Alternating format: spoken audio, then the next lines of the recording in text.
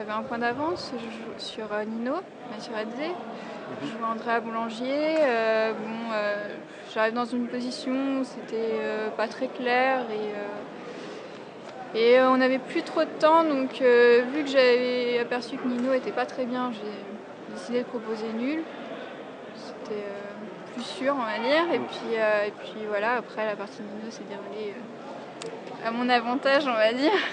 Ouais, c'est vrai que j'ai très bien démarré, donc du coup j'ai pris de l'avance assez rapidement, mais bon, après c'était pas évident de gérer forcément l'avance. Je voulais pas prendre trop de risques dans les parties après, donc bon, j'ai lâché quelques nuls et puis Nino commençait à gagner, à revenir, mais bon, c'est vrai que finalement ça s'est quand même bien passé. Est-ce que tu regrettes l'absence d'Almira parce que c'est vrai que c'est les deux joueuses qui manquent pour que le championnat soit encore plus fort.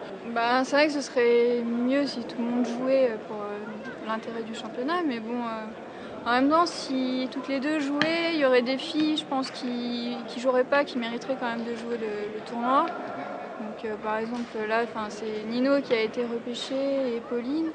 Donc, bon, je pense, on voit bien le tournoi qu'elle fait, Nino, pour l'instant, en deuxième position. Donc, si Almira et Marie jouaient, je pense qu'il faudrait repasser à un tournoi à 12 joueuses en tout cas et pas faire à 6 parce que ça n'a plus vraiment de sens. Sophie Millet, la toute nouvelle championne de France 2011, nous a livré ses impressions à chaud. Bonjour à toutes et à tous. Les nationaux B et féminins jouent encore une dernière partie aujourd'hui.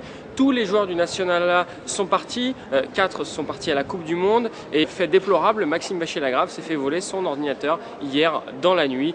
Donc Maxime va s'envoler en Sibérie sans aucune préparation. Mais revenons aux nationaux avec deux parties très importantes dans le National B.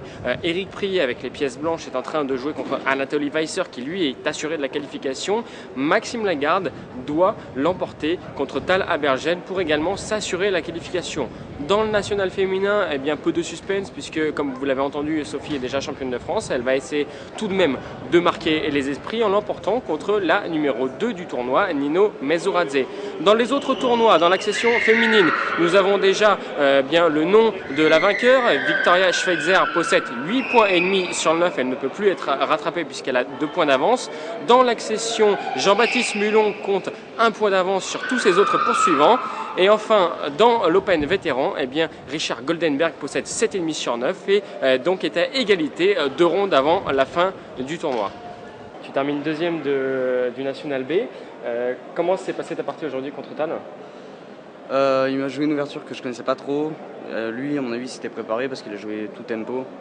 Il m'a dit à la fin de la partie que j'allais jouer les meilleurs coups, alors puis j'étais rapidement mieux et voilà. Et j'ai gagné. Et dans le même temps, Eric n'a pas réussi à gagner contre Anatoly. Est-ce que tu t'attendais avant le tournoi à te qualifier? Ah, pas du tout. Je voulais faire une petite perf, genre plus 10 points LO. Bon, là, je fais plus 30, donc il est deuxième, donc voilà. Je m'attendais pas du tout à ça. Qu'est-ce que tu envisages de faire pro? Non, je pense pas. Je vais faire médecine. D'accord. Et un super tournoi comme ça donne pas envie d'aller plus haut? Non, mais là, on va dire que j'ai eu de la chance à ce tournoi. Je pense pas avoir le niveau pour devenir pro. Pas encore. On verra l'année prochaine si je finis champion. On sait jamais.